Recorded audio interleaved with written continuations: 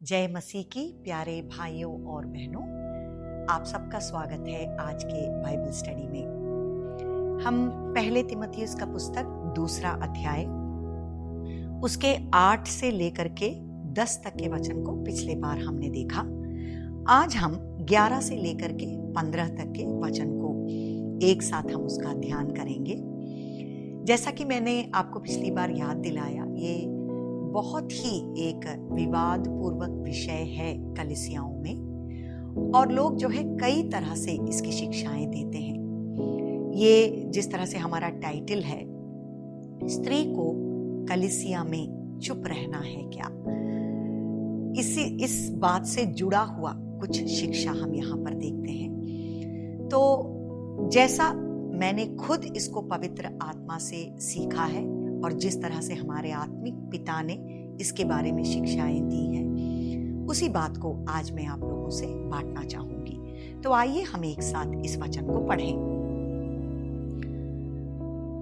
11वां वचन हिंदी में जो है हम उसको पढ़ेंगे। और स्त्री को चुपचाप पूरी अधीनता से सीखना चाहिए। और मैं कहता हूं कि स्त्री ना उपदेश करे और ना पुरुष पर आज्ञा चलाए, परंतु चुपचाप रहे, क्योंकि आदम पहले, उसके बाद हव्वा बनाई गई। और आदम बहकाया ना गया, पर स्त्री बहकाने में आकर अपराधिनी हुई। तो भी बच्चे जनने के द्वारा उद्धार पाएगी, यदि वह संयम सहित विश्वास, प्रेम और पवित्रता में स्थिर रहे। तो जब हम इन वचनों को पढ़ते हैं तो इसका जो प्लेन मीनिंग जो हमारे मन में आ जाता है, और 11वें वचन में जैसा हम पढ़ते हैं, स्त्री को चुपचाप पूरी अधीनता से सीखना चाहिए। मैं कहता हूं कि स्त्री ना उपदेश करे और ना पुरुष पर आज्ञा चलाए। तो इसके प्लेन मीनिंग में जब हम इसको पढ़ते हैं तो बिल्कुल हमारे सामने कुछ बात ऐसे आ जाता है कि कलीसिया में जो है एक स्त्री को बिल्कुल साइलेंट रहना है, उसको चुप रहना है। वो कुछ चर्च के अंदर में जो है सेवकाई के संबंध में उसको कुछ भी करने का अधिकार नहीं दिया जा रहा। वो वचन को सिखा नहीं सकती, अपना शब्द उठा नहीं सकती। ऐसी कुछ बातें, इसको बिल्कुल इसका प्लेन मीनिंग देखते समय हमारे सामने ऐसा कुछ उठ करके आता है। और कई लोग हैं, कई सेवक हैं, कई कलीसियाएं हैं जो इस बात को इसी तरह से जो है शिक्षा देती है। लेकिन आज हम इसके बारे में कुछ ऐसा पढ़ेंगे, जैसा कि हर एक वचन को सीखते समय हमें कुछ जो है प्रिंसिपल को याद रखना है, क्योंकि प्रभु का कोई भी वचन के दूसरे भागों को कॉन्ट्रडिक्ट नहीं करेगा। ऐसा नहीं कि प्रभु एक जगह पर कुछ बोल रहे हैं और उसका बिल्कुल उल्टा अर्थ आने वाला बात कहीं और कह रहे हैं। So the word of God never contradicts itself. ये पहली बात। दूसरी बात ये कि यहां पर पौलुस प्रेरित ने जो भी कहा उसको हमें उन्हीं के दूसरे टीचिंग के साथ में भी कंपेयर कर कर सीखना है। और किस संदर्भ में पौलुस प्रेरित ने इन बातों को कहा, इफिसुस की कलीसिया के संदर्भ में, तिमुथियुस को जो शिक्षा दे रहे हैं, प्रार्थना के बारे में जो कह रहे हैं, चर्च सर्विस में जो बिल्कुल एक क्रम से बातें होनी चाहिए, उस संदर्भ में पौलुस प्रेरित इन बातों को सिखा रहे हैं। तो इसका जो प्लेन मीनिंग होता है, सच पूछो तो ऐसी शिक्षा यहाँ पर नहीं दी जा रही है। उसके बारे में आज हम वचन में से सीखेंगे। तो देखिए, जैसा परमेश्वर के वचन में कुछ और जो है रेफरेंस आज प्रत्येक रूप से हम देखेंगे। तो हम ये समझते हैं कि स्त्री और पुरुष के बारे में जब परमेश्वर का वचन हमको जो है शिक्षा देता है, तो वहां पर एक ऑर्डर के लिए जरूर परमेश्वर एक क्रम के लिए हमसे ये बात बहुत ही क्लियरली बताया जा चुका है कि हर एक स्त्री जो है अपने पुरुष या फिर पत्नी पति के अधीन रहे। पति उसका सर है, the man of the house, और the husband is the head of the wife. तो ये जो यहाँ पर जो वचन हम पढ़ते हैं, यहाँ पर एक जनरल बात नहीं कहा गया है कि हर एक स्त्री हर एक पुरुष के अधीन में रहे। एक जेंडर डिस्कशन या लिंग भेद के बारे में ऐसी बातें यहाँ पर नहीं सिखाई गई हैं, परंतु कलीसिया में जब लोग एक साथ मिल करके आते हैं तो किस तरह वहां पर बहुत ही क्रम से, बहुत ही शांतिपूर्ण रीति से बातों को आगे लेकर के जाना है। उस संदर्भ में ये कहा गया है कि हर एक स्त्री जो है अपने अपने पतियों के अधीन पर रहे, अपने पति के अधिकार को हड़पने जैसे छीन कर लेते हुए, उससे विवाद में रहते हुए वो कुछ बातों को कलीसिया में बोलती है या करती है, ऐसा कभी भी जो है अलाउड नहीं है चर्च में। तो इन्हीं बातों को आज हम कुछ और डिटेल में देखेंगे। तो देखिए, गलतियों का पुस्तक जो है 3 अध्याय, गैलेशियंस 3 चैप्टर 3 वर्स 28, यहाँ पर जो है हम देखते हैं कि एक स्टेटमेंट बताया गया है जो कि बहुत ही इस कॉन्टेक्स्ट में समझने वाली बात है। 3:28, गलतियों 3:28, इसमें कहा गया है, अब ना कोई यहूदी रहा और ना यूनानी, ना कोई दास ना स्वतंत्र, ना कोई नर ना नारी, क्योंकि तुम सब मसीह यीशु में एक हो। हालेलुया। तो कई उदाहरण जो है एग्जाम्पल यहां पर दिया गया है कि जो लोग मसीह में विश्वास कर चुके हैं, तुम प्रभु के बेटे बेटियां तुम बन गए हो। और यहां पर इंग्लिश में अगर देखा जाए तो नर और नारी दोनों के लिए सन्स ऑफ गॉड, ऐसा जो है एक टाइटल उनके लिए यूज किया गया है। तो हो सकता है कि तुम प्रभु में आने से पहले तुम्हारी भाषा के तौर पर, तुम्हारे लिंग के तौर पर और तुम्हारे सोशल स्टेटस के तौर पर बहुत सारा जो है डिस्टिंक्शन रहा होगा, ऐसा हो सकता है। लेकिन प्रभु में आने के बाद, क्योंकि तुम प्रभु के बेटे बेटी बन गए हो, क्योंकि पवित्र आत्मा तुम्हारे अंदर में आ गई है और तुम परमेश्वर के मंदिर बन चुके हो, तुम्हारा जो स्पिरिचुअल स्टेटस है वो बिल्कुल एक समान परमेश्वर में हो गया है। यहां तक कि अब हम भेद नहीं कर सकते हैं कि तुम यहूदी हो, तुम यूनानी हो, इसलिए एक बड़ा है एक छोटा है, तुम दास हो, तुम स्वतंत्र हो, तुम नर हो और नारी हो, इसलिए एक दूसरे से बड़ा या छोटा है। ऐसी तुलना प्रभु यीशु मसीह में आने के बाद हम नहीं कर सकते हैं। तो ये पॉइंट आप नोट कर लीजिए। दूसरी बात ये है कि हम देखते हैं कि पौलुस प्रेरित खुद जो है कलीसिया में किस तरह से स्त्रियों को, उनको जब वो प्रार्थना करती है या जब वो प्रवचन करती हैं तो उनको कैसे रहना है, इसके बारे में भी वो शिक्षा देते हैं। ठीक है, तो 1 कुरिन्थियों का जो पुस्तक है वहां पर हम देखेंगे, लेखन है। कुछ एग्जाम्पल केवल आज हम एक साथ देख रहे हैं क्योंकि हमारे पास ज्यादा टाइम नहीं है। 1 कुरिन्थियों का पुस्तक 11वां अध्याय, उसका 5वां वचन। ठीक है, परंतु जो स्त्री उघाड़े सिर प्रार्थना या भविष्यवाणी करती है वह अपने सर का अपमान करती है, क्योंकि वह मुंडी होने के बराबर है। तो यहां पर कुछ बातें उनको हेड कवरिंग के बारे में या सिर ढकने के बारे में कहा जा रहा है, लेकिन यह भी कहता है कि जब तुम प्रार्थना या भविष्यवाणी करो तो इस तरह से करो। तो पौलुस प्रेरित का हमेशा इस बात के ऊपर जो है वो एम्फसाइज करते थे कि तुम कलीसिया में जब भी कुछ करो तो बिल्कुल क्रम से करो, वहां की शांति भंग ना हो जाए, बिल्कुल पीसफुल शांतिपूर्ण रीति से करो।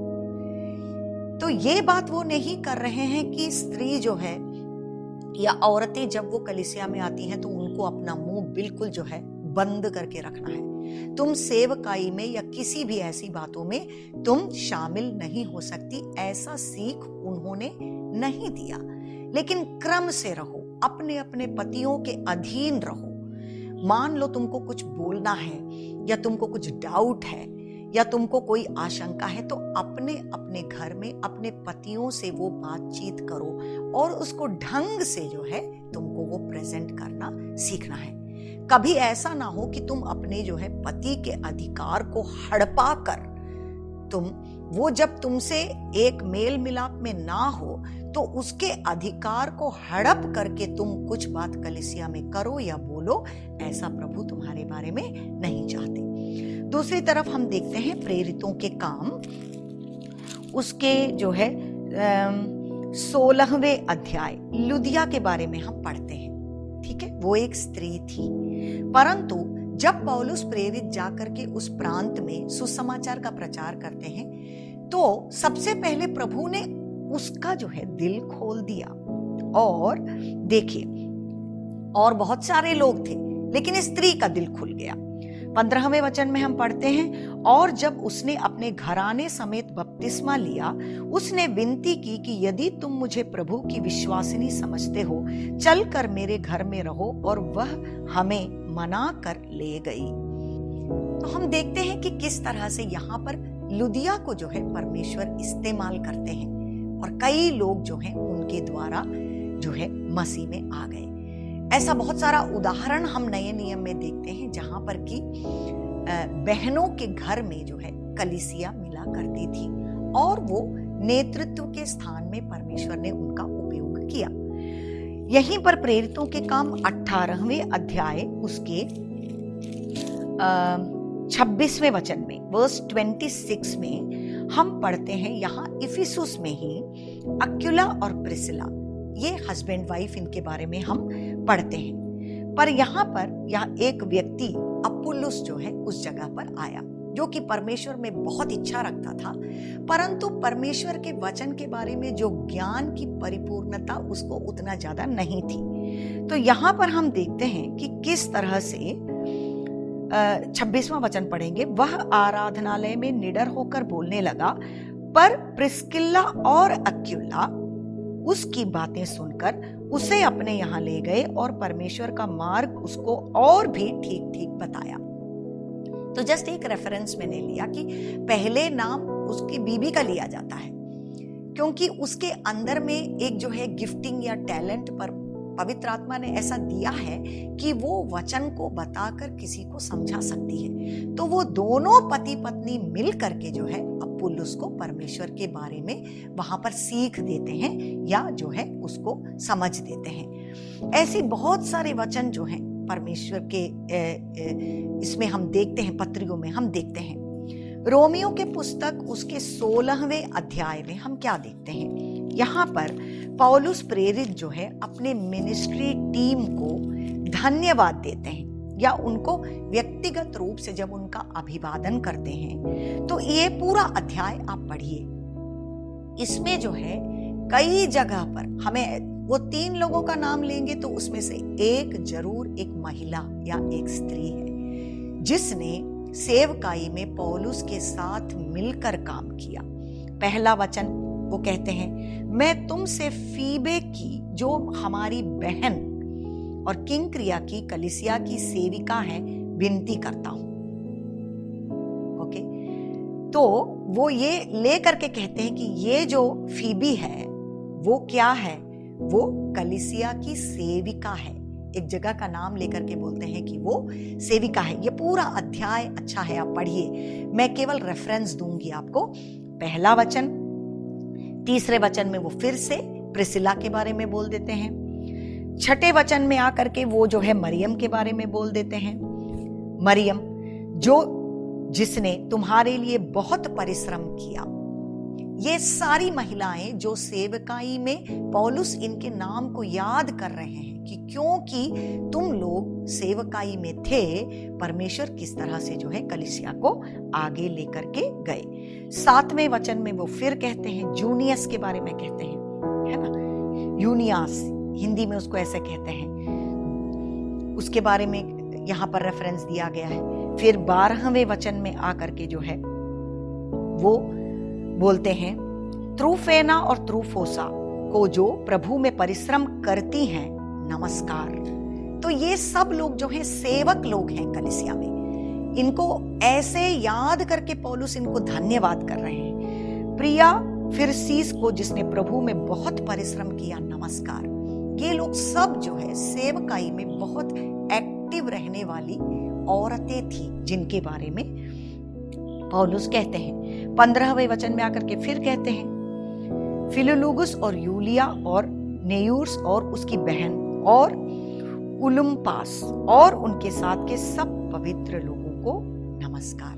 हालेलुया। तो ये एक उदाहरण, मसीह के मिनिस्ट्री टीम में जब हम देखते हैं तो बहुत सारी औरतें थी। ऐसा नहीं था कि प्रभु केवल पुरुष लोगों को चुने, बहुत सारी औरतें थी। और आप सोच लीजिए, आज हम इस सदी में हैं, कितने साल पहले, 2000 सालों के पहले, जब प्रत्येक रूप से यहूदियों के बीच में स्त्री को जो है बिल्कुल एक कुत्ते के समान माना जाता था। एक यहूदी ऐसा प्रार्थना करता था कि प्रभु, मैं आपको धन्यवाद देता हूं कि ना तो आपने मुझे एक कुत्ते के रूप में जन्म दिया, और मैं इसलिए भी धन्यवाद करता हूं कि मैं एक पुरुष हूं। अगर तुमने मुझे स्त्री बनाया होता तो क्या होता। तो उस जमाने में जब स्त्रियों का जो है सोसाइटी में या समूह में इस तरह का स्थान था, उनको बिल्कुल नीचा देखा जाता था। उन दिनों में मसीह के मिनिस्ट्री टीम में आप देखेंगे कि बहुत सारी औरतों का नाम आपको मिलेगा। सच पूछिए तो लोग मसीह को इस बात के लिए, उनके लिए बुरा बोलते थे कि देखो तुम तो पापियों के दोस्त हो, तुम्हारे सामने तो ये साथ में तो ये औरतें घूमती हैं, देखो ये पापिनी औरत आकर के जो है तुम्हारा पैर का अभिषेक कर रही है। इस तरह से वो नीचा देखते थे। परंतु फिर भी हम देखते हैं कि कई औरतें उन दिनों में मसीह के द्वारा जो है उनके जिंदगी में बदलाव आया और वो उनके साथ सेवकाई में जुट गई। आपको याद होगा कि जब प्रभु मृत्यु में से जी उठे तो सबसे पहले उनको किसने देखा? ये सुसमाचार कि अरे मसीह तो मरे लोगों में से जी उठा।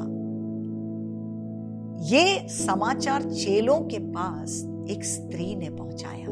हालेलुया। तो परमेश्वर कभी जो है उनको एक लोअर कैटेगरी में औरतों को नहीं देखते हैं, परंतु ये सब का बात सच रहते हुए भी ये भी परमेश्वर के वचन की सीख है कि एक क्रम को परमेश्वर ने घर में और कलीसिया में ठहराया है।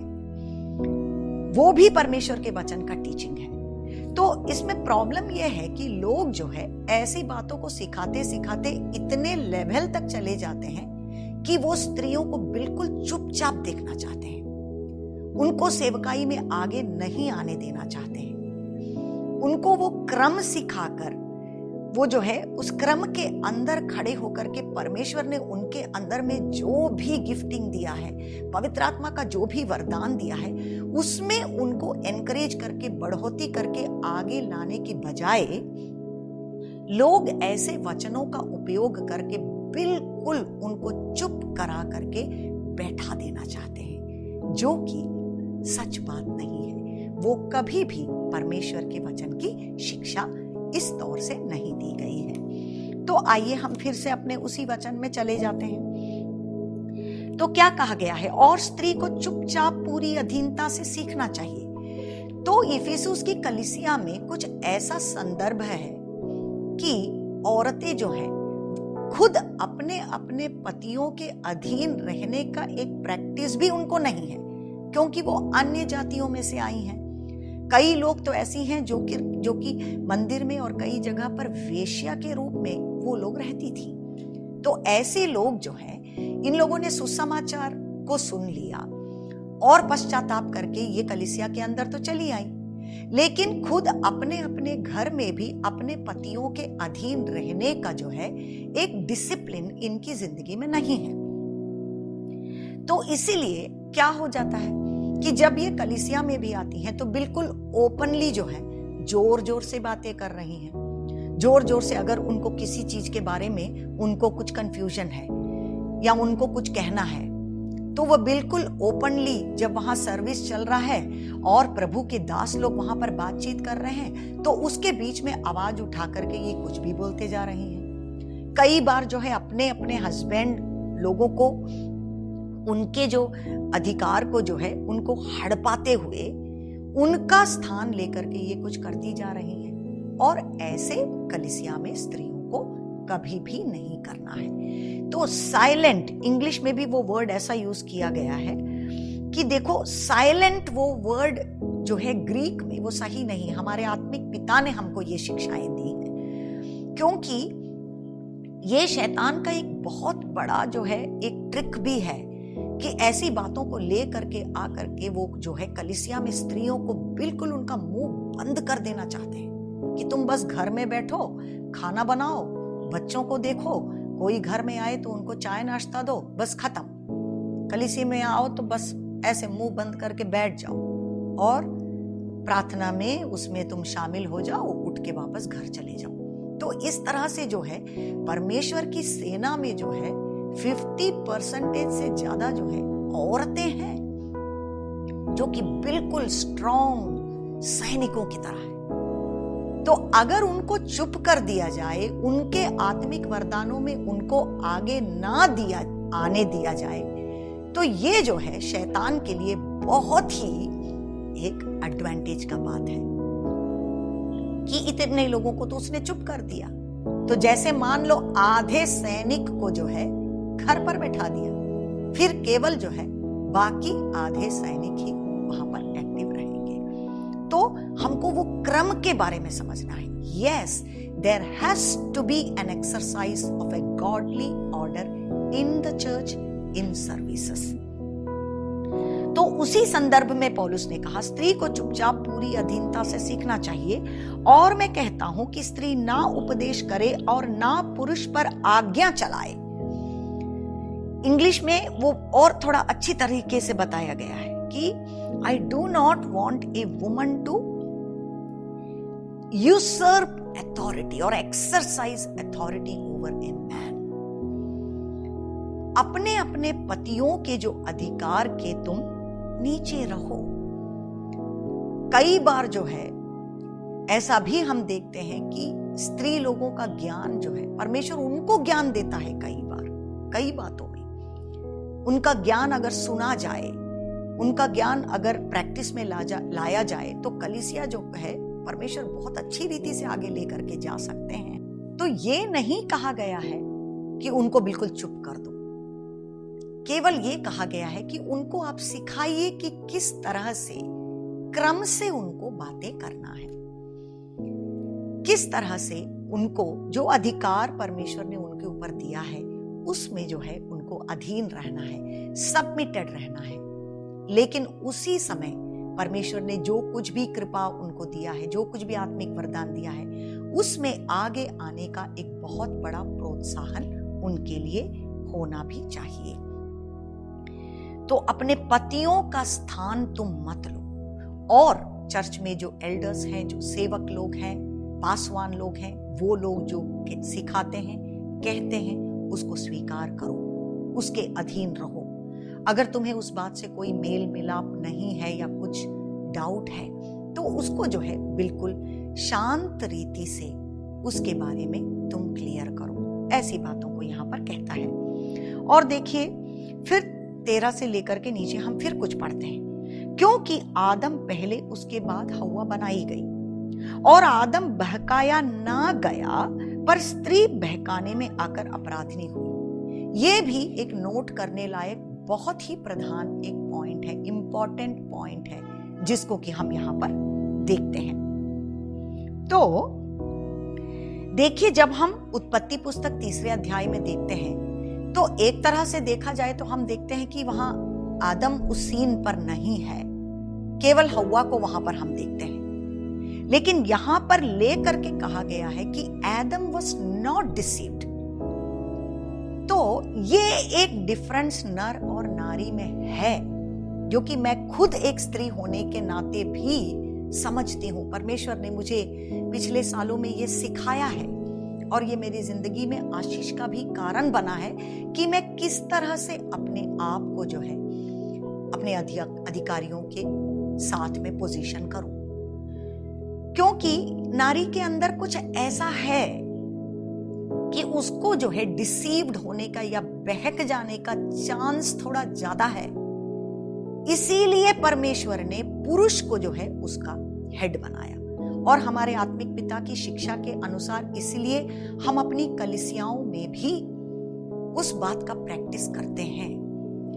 कई सेवकाइयों में हमारी जो है स्त्रियां, हमारी बहनें आगे हैं, उनको परमेश्वर बहुत इस्तेमाल करते हैं। मिनिस्ट्री पोजीशंस में वो लोग हैं, एल्डरशिप में लेडीज को हम लेकर के आने का वो शिक्षा रखते हैं, परंतु फाइनल लीडरशिप या फाइनल हेडशिप हमेशा एक पुरुष का ही होना चाहिए।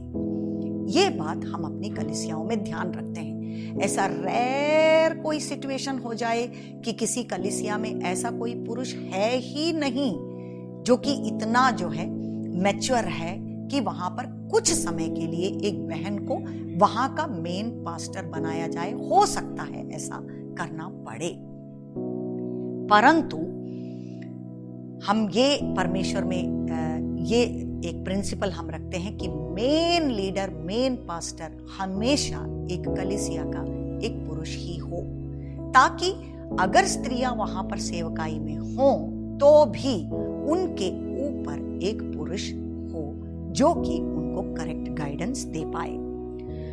कई बहनें हो सकती हैं इस बात से ना जुड़े, परंतु ये समझने लायक बात है। It is always good that we are under the leadership of a male person. अपने अपने घरों में अपने पतियों के नीचे और कलीसिया में that there is a man over you in leadership. तो भी बच्चे जन्ने के द्वारा उद्धार पाएगी यदि वह संयम सहित विश्वास, प्रेम और पवित्रता में स्थिर रहे। तो देखिए यहां पर उद्धार पाने के बारे में हम समझते हैं कि एक सोजो वो वर्ड यहां पर यूज किया गया है। तो ऐसा नहीं कि हम पाप से उद्धार के बारे में यहां पर नहीं कह रहे हैं, पर ये कहते हैं कि जैसे उस प्रोसेस के द्वारा जाते जाते परमेश्वर किस तरह से जो है इस स्त्री को बचाएगा।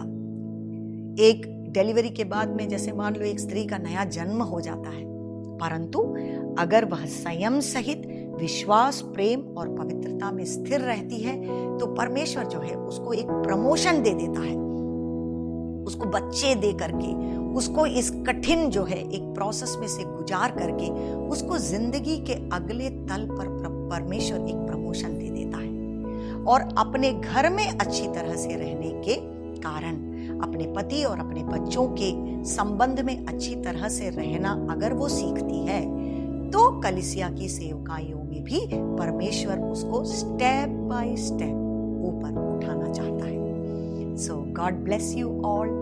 ये बहुत ही कठिन एक विषय है, विवादपूर्ण विषय है, परंतु बहुत ही कम शब्दों में मैंने कुछ बात आपको बताने का कोशिश यहाँ पर मैंने किया है। परंतु आप प्रार्थना कीजिए, परमेश्वर के वचन के दूसरे भागों को आप एक साथ मिल करके पढ़िए। इसके बारे में बड़ा टीचिंग भी हमारे पास में है। अगर आप और जानना चाहते हैं तो प्रत्येक रूप से हमें इसके बारे में आप जानकारी दीजिए। प्रभु आप सबको आशीषित करें। और इन दिनों में, अंतिम दिनों में जब हम भारत की जागृति के लिए खड़े हैं तो हमारी संस्कार से हटकर हमें एक साथ एकजुट होकर के परमेश्वर की एक बड़ी सेना को जब परमेश्वर तैयार कर रहे हैं तो स्त्री और पुरुष हमको अपने अपने स्थानों को समझते हुए क्रम के साथ एक साथ प्रभु परमेश्वर में आगे बढ़ना है। God bless you all. Thank you so much.